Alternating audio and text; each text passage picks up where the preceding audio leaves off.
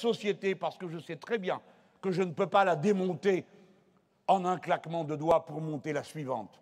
Mais nous allons rompre, passer à d'autres méthodes, et alors, jeunes gens, vous inventerez la société du futur dont nous aurons jeté les bases ensemble en rétablissant l'égalité entre les Françaises, les Français et tous ceux qui travaillent.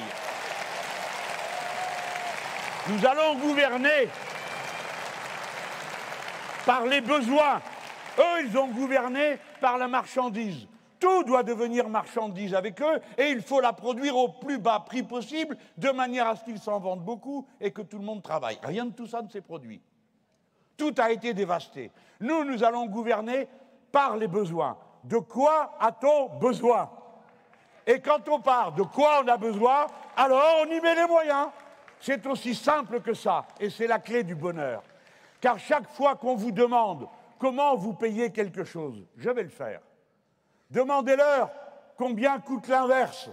Quand je dis que nous ferons la retraite à 60 ans, avec 40 annuités, et qu'on me dit comment vous payez ça, la somme, je l'ai plusieurs fois, je l'ai déjà dit, il suffit de payer les femmes comme les hommes et vous aurez les cotisations.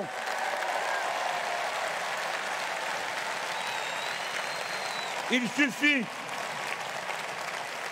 de prendre l'argent qui est parti pour le crédit, impôt, compétitivité, emploi, et vous avez la somme dont vous avez besoin. Ce n'est pas l'argent qui manque, ce n'est pas vrai. C'est dans quelle direction on le met. Et chaque fois que quelqu'un part à la retraite, eh bien, il vit mieux. Et quand on part à la retraite, on vit plus longtemps parce qu'on travaille moins longtemps. Et surtout, puisqu'ils veulent à tout prix faire les comptes, alors à moi de leur demander combien votre fichue retraite après 43 annuités à 62 ans, combien ça fait de gens de plus inscrits à l'assurance chômage? Combien ça fait de malades de plus parce que ceux dont le corps a été usé par le travail s'usent plus vite à mesure qu'ils vieillissent? Et il n'y a pas besoin d'être très intelligent pour le comprendre. La retraite à 60 ans, c'est plein de petits bonheurs. Plus un, celui de pouvoir bâiller aux corneilles. Celui si on a envie de ne rien faire. Parce que la destinée de l'être humain n'est pas de s'activer en courant partout. Les êtres humains ont commencé par travailler vaguement quelques heures par jour pour trouver de quoi manger. Le reste du temps, que faisaient-ils? Rien.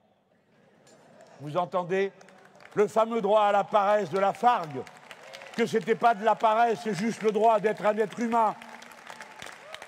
C'est tous ces petits bonheurs et c'est tous ces malheurs en moins. Alors,